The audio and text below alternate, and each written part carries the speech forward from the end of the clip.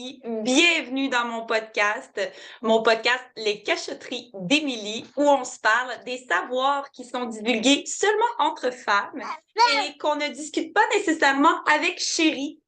Voilà le concept général. Et aujourd'hui, on a la chance d'avoir une experte invitée qui va nous parler des besoins de la maman après l'accouchement. Et cette invitée est nulle autre que Patricia Lachance, je suis accompagnante périnatale pour Bedon et Bien-être, ma petite entreprise. J'accompagne les mamans, les parents, dans le fond, pendant la grossesse, à l'accouchement et en période postnatale. Donc, c'est un suivi, en fait, que je fais. J'appelle ça en continuum, hein. J'aime beaucoup voir l'évolution de la femme de la grossesse jusqu'à sa période postnatale où tellement de changements qui arrivent. merveilleux. Mais merci énorme, Patricia, d'être aujourd'hui pour nous en parler en long et en large. Puis justement, la première question que je souhaitais aborder avec toi aujourd'hui, c'est qu'est-ce qui t'a amené à vouloir offrir cet accompagnement-là aux mamans après leur accouchement? Et dans le fond, moi, la périnatalité, aussitôt que je suis rentrée dedans, les deux pieds avec ma première, c'est devenu tout de suite une passion. J'ai lu énormément sur le sujet, dans le fond, à ma première. Hein. J'étais très naïve, j'avais pas beaucoup de connaissances, donc j'ai vraiment essayé de chercher à gauche, à droite, toutes sortes d'informations pour savoir qu'est-ce que je dois faire, qu'est-ce que je dois pas faire avec mon bébé. Puis, c'est devenu vraiment pour moi comme une grande source de joie d'apprendre au fur et à mesure à comprendre mon bébé, puis à prendre mes aises aussi dans cette expérience-là. Puis, en fait, quand j'ai eu mon deuxième bébé, je suis devenue marraine d'allaitement. Et c'est vraiment ça qui a vraiment lancé l'idée dans ma tête de poursuivre en périnatalité parce que j'y ai découvert vraiment un réseau de soutien entre femmes, quelque chose que j'avais jamais connu avant de faire ça. Dans le fond, j'étais bénévole. Puis, c'est que dans le fond, j'avais eu envie de redonner le service d'accompagnement à l'allaitement que j'avais pu bénéficier. Puis, j'avais envie, moi, de transmettre un petit peu je ne vais pas dire ces savoirs-là, mais plutôt de l'écoute, du soutien, peut-être de l'empathie aussi pour ce que les mamans vivent dans cette période-là. Puis dans le fond, c'est ça, en devenant marraine d'allaitement, j'ai vraiment adoré pouvoir accompagner les femmes là-dedans. Puis par la suite, j'ai eu la chance en fait de travailler aussi pour un organisme communautaire en allaitement. Puis voilà, de fil en aiguille, je suis passée de cet emploi-là à maman à la maison lors de la pandémie. Puis j'ai eu une troisième grossesse là, de jumelles. Alors par la suite, c'est vraiment suite à l'arrivée des jumelles, là, quelques temps quand même après que j'ai eu envie vraiment de me plonger dans cet univers-là. Puis ma première idée, c'était vraiment d'aller offrir du soutien postnatal, mais je ne pouvais pas voir que je pourrais offrir du soutien postnatal sans complètement connaître bien toutes les prémices de tout ça, donc vraiment de connaître qu'est-ce qui se passe pendant la grossesse, autant le corps que dans le cerveau de la femme. Donc voilà, j'ai vraiment fait un parcours complet là, de cours pour être accompagnante à la naissance, puis accompagnante postnatale. Donc c'est ça mon petit chemin à moi pour me rendre ici aujourd'hui finalement. J'adore t'entendre sur ce petit chemin-là qui est passé de accompagner les mamans spécifiquement en lien avec l'allaitement et de fil en aiguille, mais tu t'es ouverte à l'accompagnement plus général de ce qui englobe tous les besoins de la maman une fois qu'elle a accouché. Puis j'aimerais ça t'entendre justement parce qu'on parle beaucoup d'allaitement, mais il y a sûrement d'autres besoins que la maman a en termes d'accompagnement une fois qu'elle a accouché. Tu as mentionné l'écoute, tout ça. J'aimerais t'entendre là-dessus, s'il te plaît, Patricia, selon ta vision à toi, c'est quoi les besoins qu'on a, nous, les mères, une fois qu'on a accouché? C'est vraiment intéressant que tu aies souligné justement mon passage dans l'allaitement. S'il y a quelque chose que j'ai bien appris, moi, personnellement, en tant que maman, c'est à quel point c'est important des fois d'être ouvert d'esprit. Hein? Donc, en ayant mes jumelles, je me suis bien rendu compte que peut-être que l'allaitement exclusif, qui était mon idéal pour moi, c'était peut-être pas ça qui allait arriver. Ça m'a vraiment permis d'ouvrir justement ces horizons-là à dire, OK, mais chaque naissance c'est un contexte particulier. Chaque mère, à ce moment-là de sa vie, elle a telle capacité ou elle vit telle chose. Puis c'est sûr que tout ça, ça teinte nos choix. Ça teinte aussi ce qu'on est capable de donner à ce moment-là à notre bébé. Puis, ce que j'aime beaucoup, justement, c'est d'offrir mon soutien, mais qui n'est pas un soutien dans vas-y, va allaiter, c'est ça qui est bon pour ton bébé. Bien sûr que l'allaitement, c'est la norme biologique, j'en conviens, mais je pense que ce que les femmes ont besoin, c'est qu'on valide leur choix, qu'on les écoute, qu'on les respecte là-dedans, puis qu'on les accompagne à devenir la mère qu'elle aspire à devenir, la mère qu'elle veut devenir. Pas la mère que son voisin veut qu'elle devienne, pas la mère que son conjoint veut qu'elle devienne, ou sa mère, ou peu importe qui. C'est vraiment qu'elle puisse elle-même faire les choix qui conviennent à ce qu'elle-même, elle voudrait, dans le fond, dans sa vie. Et je pense que c'est un des piliers, selon moi, du postnatal, c'est la confiance. La confiance en nos choix, en ce qui concerne notre bébé, parce qu'on est l'expert de notre bébé. C'est la confiance en soi, parce qu'on est l'expert de soi. Donc, la femme est capable de choisir elle-même ce qu'elle pense qui va être le meilleur pour elle-même, peu importe ses choix. Puis, la confiance aussi en son partenaire, s'il y en a un, tant mieux. Donc, puis elle a besoin aussi qu'on lui fasse confiance, qu'elle est capable de lui faire ces choix-là qui sont bons pour elle puis pour sa famille. Puis, s'il y avait plus de ça, je pense qu'il y aurait beaucoup moins de détresse en période postnatale. Si on aidait les mères à se soulever, à croire en leurs choix, puis à croire qu'elles sont bonnes, puis qu'elles font les bons choix pour elles et leur bébé. Je pense que j'adore tout ce que j'entends présentement. Tu apportes une sécurité à un moment d'une transition de vie qui se veut, une période où est-ce qu'on est vulnérable, où est-ce qu'on se remet énormément en question, nous les mères, une fois qu'on a accouché. Fait que toi, tu viens juste apporter cette sécurité-là pour permettre à la mère de se sentir confiante dans sa sagesse intérieure, finalement. Oui. Tout à fait, Émilie. Je pense que oui, entre femmes, on peut se poser des questions, on peut se demander conseil, mais justement, c'est d'avoir cette ouverture de dire, ben écoute, t'es mon ami, moi, j'ai fait comme si ça te convient, prends-le, puis si ça te convient pas, tu le prends pas, puis c'est correct. C'est de s'écouter puis de se respecter là-dedans, justement. D'ailleurs, ça m'amène à penser, parce que là, toi, tu as vécu 3 expériences complètement différentes, notamment la dernière expérience où est-ce que tu avais quand même, une grossesse de jumelles, c'est pas rien, de jumeaux, je devrais plutôt dire. Des jumelles, des jumelles. Des jumelles, voilà, merci. ça amène son lot de défis.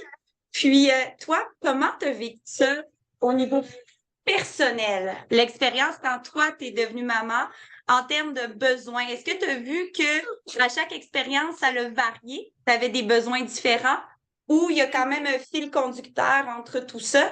Je serais curieuse de t'entendre là-dessus. Oui, bien, en fait, à ma première, je suis vraiment rentrée de manière naïve dans la maternité, là. Je me posais pas beaucoup de questions. Tu sais, quand je te dis que j'ai lu beaucoup par la suite, à la naissance, mais avant, j'étais pas très préparée, si on peut dire. Puis, dans le fond, ça a été un enfantement assez traumatique. Donc, j'ai été plusieurs semaines et mois à me poser beaucoup de questions, à culpabiliser du pourquoi, du comment et tout ça, puis à chercher un petit peu, chercher sans chercher de l'aide peut-être. Puis à un moment donné, je suis tombée sur une annonce, c'était un groupe de soutien justement pour les femmes qui avaient vécu des accouchements traumatiques. Et là, ça m'a complètement illuminée, ça m'a tellement fait du bien d'aller faire ce travail de compréhension puis de valider ce qui m'est arrivé, d'accepter. Donc, tu sais, ça a été un postnatal qui n'a pas été facile avec ma première, mais tu sais, avec le temps, ça s'est placé. J'ai navigué à travers tout ça, comme on peut à un premier bébé, je crois. Puis à mon deuxième, je savais beaucoup plus ce que je voulais. Je voulais vraiment de la proximité. Donc, c'est un bébé avec qui j'ai fait du cododo de la naissance, avec qui j'ai fait beaucoup de portage. Donc, on était très, très fusionnels avec ce bébé-là. Puis ben là, dans le fond, j'ai eu une troisième grossesse, je me disais, bon, je pense que ça va être facile quand même. J'ai eu un garçon, j'ai eu une fille, je connais le maternage proximal, l'allaitement, tout ça, donc je ne vois pas vraiment qu'est-ce qui pourrait être si compliqué. Et la vie m'a envoyé une bonne leçon, des jumelles. Voilà, tu veux du défi, en voilà pour toi. Faut faire attention à ce qu'on lance à l'univers, qu'effectivement, t'en es la preuve vivante, là, présentement. Exactement. Et ma foi, c'est une magnifique expérience, mais que de défis, oui. Mes cocottes, d'ailleurs, qui sont nées à 32 semaines, donc j'ai connu la prématurité, les jumeaux et tout ça. Donc, c'est sûr que ça a été une période assez, je ne vais pas dire difficile, je vais dire que c'était un gros challenge parce que on était en période de pandémie. Donc, le soutien, on oublie ça, mais complètement de l'extérieur. On était vraiment laissés à nous-mêmes. C'était vraiment une période où j'allais à l'hôpital visiter mes bébés, puis j'avais besoin d'un papier pour rouler la nuit pour retourner chez moi. Puis mon cœur mon était Dieu, partagé. tu nous rappelles des épisodes qu'on avait déjà oubliés, hein, qu'il y avait beaucoup de restrictions au niveau des déplacements. Puis ton amoureux pouvait-il t'accompagner à ces rendez-vous-là? Eh bien, justement, on était chanceux étant donné que c'était des jumelles. C'est un parent par enfant qui est permis en néonatologie. Donc, on était 2 parents pour 2 enfants. Mais malgré tout, j'avais mes 2 enfants, les plus grands, qui étaient à la maison. Alors, c'est certain qu'on s'est beaucoup partagé le travail, là. On y allait pas mal chacun notre tour pour s'occuper des bébés, puis à la fois s'occuper des grands. Donc, c'est sûr que ça a été assez exigeant.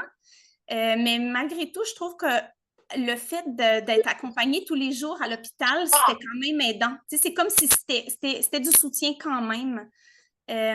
Puis mon conjoint, il a pris 8 mois de congé parental. Donc ça a été vraiment très aidant. Ça a complètement changé, je pense, à tous les deux, notre façon de voir la parentalité parce que le fait qu'il a été avec moi sur place à la maison, donc on ne travaille pas, il n'y a pas de performance, hein, on a juste une maison à rouler, des enfants à élever, tout ça. Donc, ça lui a permis de bien comprendre c'est quoi la réalité là, d'être à la maison finalement. Donc, La job à temps plein que ça implique. Il y effectivement. a énormément de dimensions que tu as touchées dans ton témoignage, Patricia. Tu as parlé à la fois des besoins en lien avec l'allaitement, toute la pression qu'on peut se faire, les mamans, une fois le bébé né, que avec tes jumelles, tu t'es dit, bon, mais l'allaitement exclusif, on va passer pour cette fois-ci. Tu as parlé du partage des tâches avec l'amoureux. Tu as parlé un petit peu du répit, du besoin de la maman aussi de se reposer. Tu l'as effleuré. J'aime beaucoup ton témoignage parce que ça touche à plein de dimensions, plein de besoins qu'on peut avoir, nous, les mamans, une fois qu'on accouche. Forcément, vu que toi, tu as décidé d'en faire ta passion, ta profession, est-ce que c'est à quelque part pour répondre à un besoin qui présentement n'est pas répondu au niveau sociétal? Est-ce que tu trouves qu'il y a suffisamment de ressources pour aider les mamans une fois qu'on accouche? Mais je vais répondre en deux temps. En fait, ta première question, c'est est-ce que c'est comme peut-être un problème sociétal? Et je pense que oui. Parce que premièrement, on dirait qu'on se met la pression de vouloir que ce soit normal qu'on élève seul nos enfants. Puis quand je dis seul, c'est peut-être maman et papa, mais depuis la nuit des temps, puis dans beaucoup d'autres cultures, jamais on laisserait des parents seuls à eux-mêmes avec un nouveau-né. Ça prend une communauté autour pour que les choses se déroulent bien. Les parents ont besoin d'aide, pas juste de soutien émotionnel puis d'écoute, là. Ils ont besoin d'aide, ils ont besoin qu'on leur cuisine des bons plats qui vont les nourrir, leur donner de l'énergie, les réchauffer. Ils ont besoin qu'on s'occupe de la fratrie. Ils ont besoin qu'on fasse leur ménage. Puis c'est pas être faible d'avoir besoin de ça, c'est normal. C'est ça que j'aime normaliser aussi dans mon métier. C'est ça que j'aime montrer. C'est on n'est pas fait pour être tout seul avec nos enfants, à les élever tout seul. On a vraiment besoin de cet entourage-là. Et quand on n'a pas cette chance d'avoir des amis ou de la famille proche, il faut aller le chercher, ce réseau-là.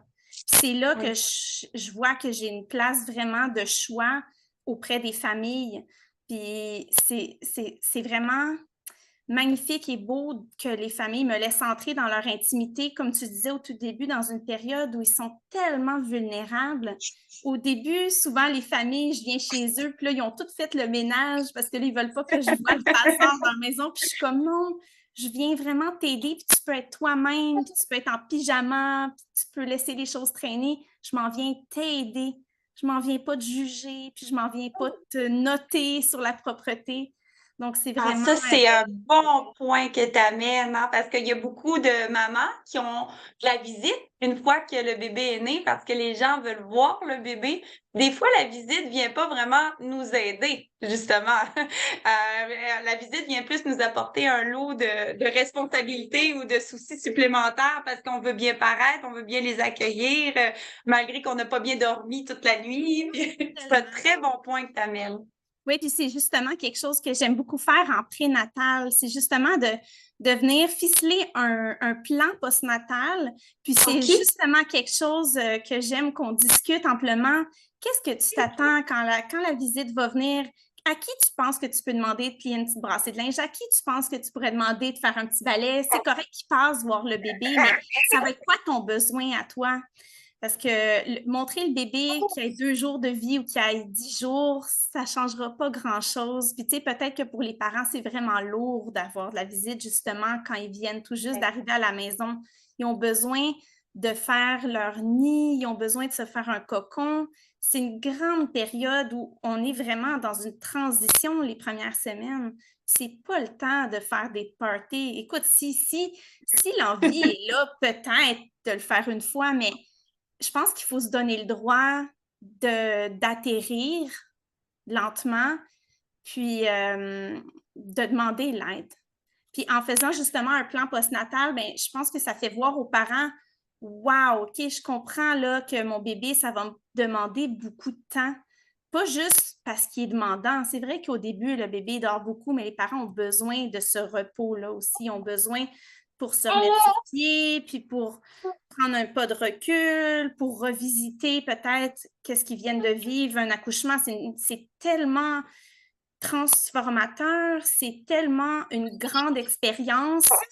Le temps de méditer tout ça, là, de Michael est digérer d'accord peut-être. avec ce que tu dis, Patricia, il approuve. Peux-tu nous Ah, parler, Michael? ben Michael aurait beaucoup de choses à dire. Il dirait, mon Dieu, maman, prends des notes parce que même si j'ai eu 3 enfants, je t'écoute, Patricia, là, puis je me dis que je pourrais m'améliorer la prochaine fois. Là, tu mentionnais de ne pas prévoir de party. Michael, Michael, justement, il approuve ce que je m'en vais dire. Il est né le 25 octobre, donc le 31 octobre, jour de l'Halloween, n'est-ce pas? La visite qui s'en vient chez nous pour voir le bébé, qui organise un peu l'Halloween des enfants. Fait que tout ce que tu as dit qu'il ne fallait pas faire, ben, je l'ai fait. Ben, écoute, Émilie, moi, ce que je pense, c'est que tu sais ce qui est bon pour toi.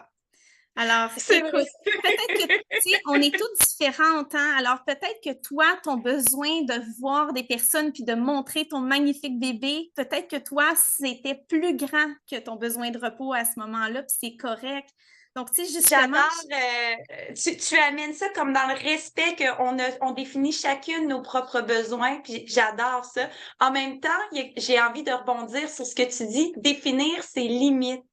C'est quand on vient d'accoucher, en toute authenticité, je n'avais pas défini mes limites avec mon entourage, fait que j'ai laissé venir la visite chez moi le 31 octobre, quoique ça a été très, très drôle et amusant comme fête, ça m'a épuisée. Tu sais, je venais d'accoucher, j'avais eu une césarienne, tout ça. Apprendre à mettre ses limites comme mère, à avoir un rock, se sentir suffisamment en confiance, comme tu mentionnais tantôt, pour pouvoir coordonner autour de nous l'aide nécessaire. Moi, c'est ce que je retiens notamment comme apprentissage en t'écoutant aujourd'hui, Patricia.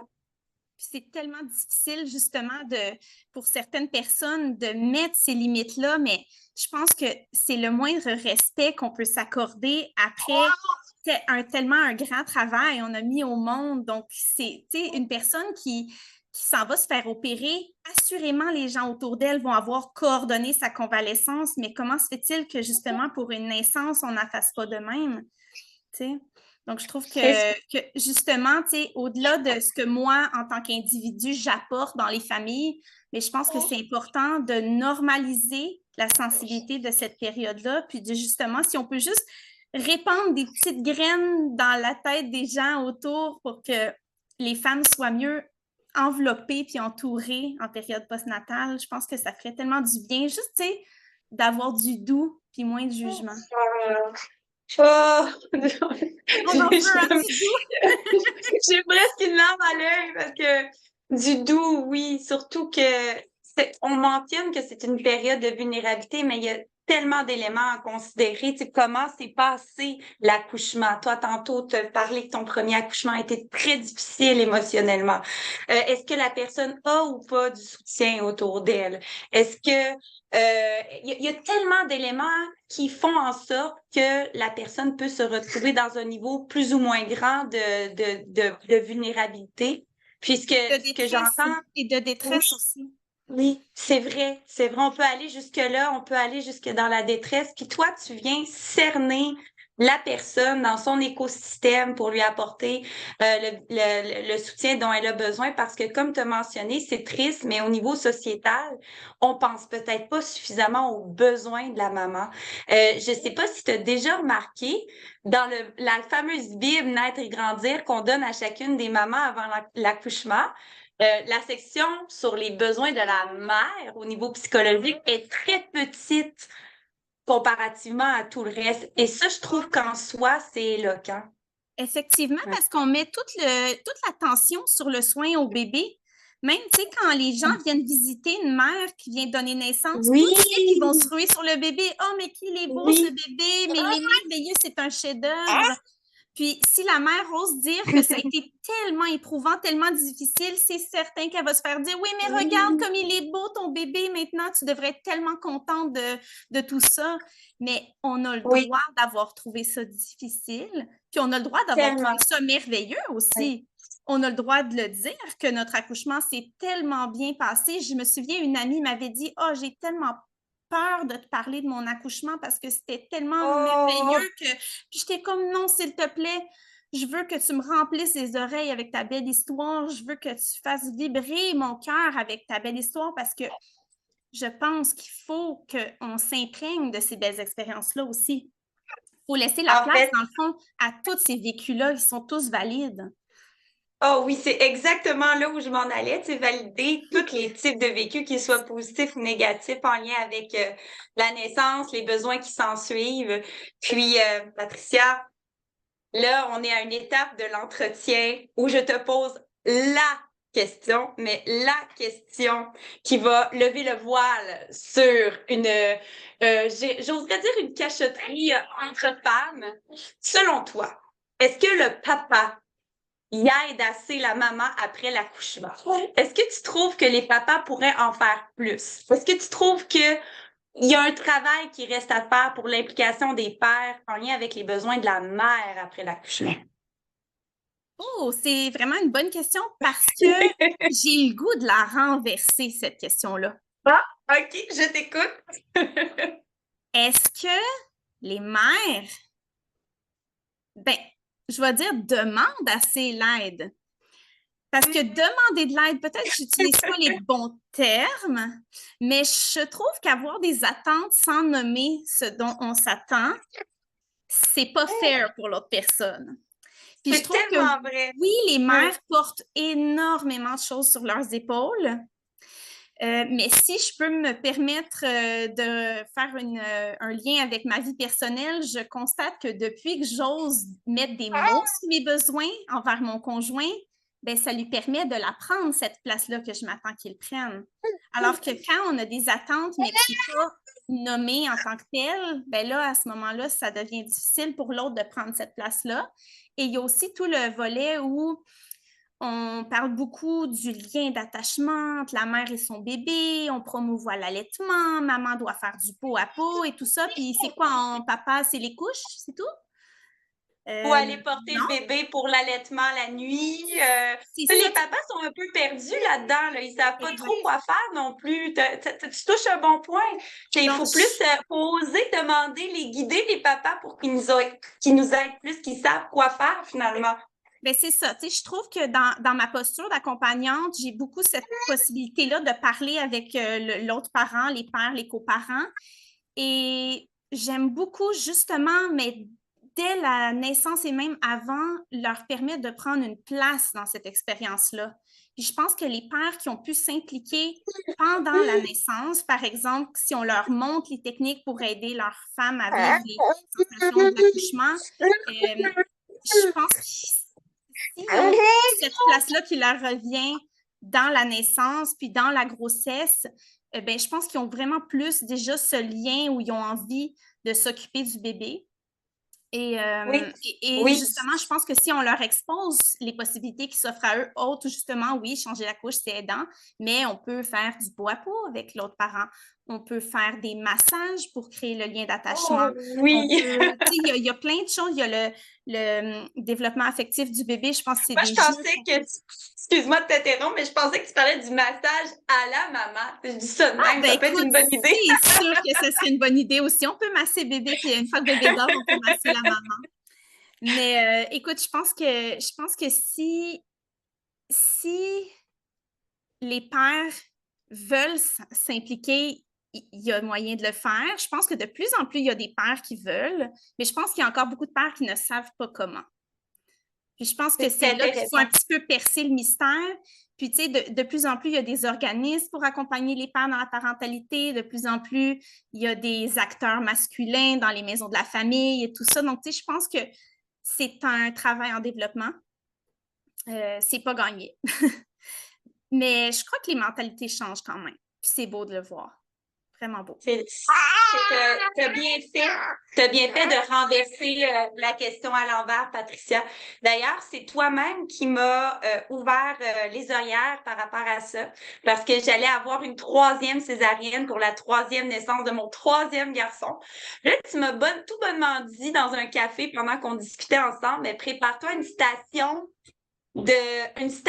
près de ton lit pour éviter de te lever, c'est-à-dire avec des collations, un verre d'eau, tout ce que tu as de besoin, ton cellulaire, puis demande à ton amoureux de remplir cette station-là.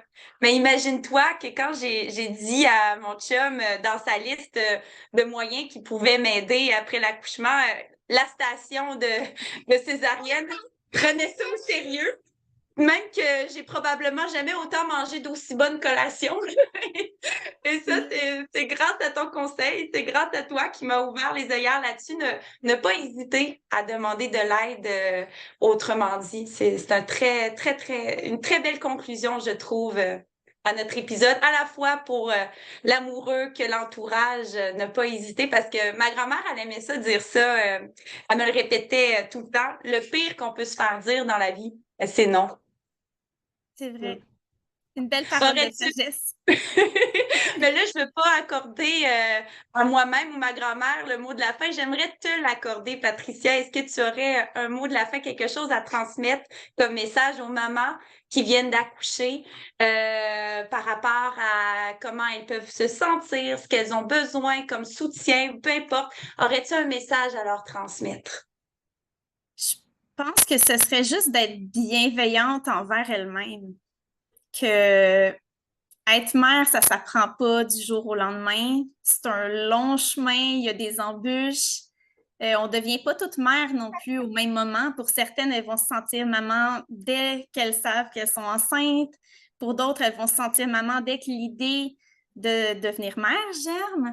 Puis pour d'autres, ben, ça va prendre quelques temps, une fois que le bébé est arrivé, que le lien, des fois, il ne se fait pas tout de suite. Puis c'est correct, ça aussi. Il faut juste comme accepter qu'on a chacune notre chemin, puis de se faire confiance aux gens. Puis je pense que chaque chose arrive en temps voulu, puis de faire confiance en leur capacité d'être mère, parce que moi, autour de moi, je vois que des bonnes mères, puis on est toutes différentes. Ça fait tellement du bien t'entendre, Patricia. Merci. Merci beaucoup. Merci, Émilie. Merci de m'avoir reçue. Pour toi qui es resté jusqu'à la fin, j'ai une cachotterie à te révéler en lien avec cet épisode. De mon côté, j'aurais eu besoin de me sentir à nouveau attirante pour mon amoureux suite à mon accouchement. On le sait, le corps, il vit tellement de transformations avant et après l'accouchement. Puis j'avais confiance qu'un jour, éventuellement, j'allais évidemment réapproprier mon corps, comme je l'avais fait pour mes autres grossesses. Mais je sais pas pourquoi, j'ai eu l'impression, tout particulièrement pour mon dernier accouchement, que mon corps avait perdu toute attractivité pour mon conjoint, puis qui servait au final à juste nourrir mon bébé. J'ai essayé de garder un mindset positif, c'est-à-dire que je chouchoutais mon corps avec des crèmes. J'ai pris le temps nécessaire après la césarienne pour ne pas trop bouger. Après coup, j'ai pris des marches, me suis bien alimentée. Malgré le manque de sommeil, je faisais quand même l'effort de me coiffer ou de m'habiller joliment. Une chance dans tout ça que j'ai reçu des compliments de la part de mes amis. Ces compliments-là m'ont permis de me sentir femme à nouveau. Ça a pris un petit peu plus de temps pour mon amoureux avant de me lancer un regard intéressé. Puis, d'ici ce temps-là, j'ai surtout tenté de développer un regard positif sur moi-même en me disant que c'était ce regard-là qui était somme toute le plus important.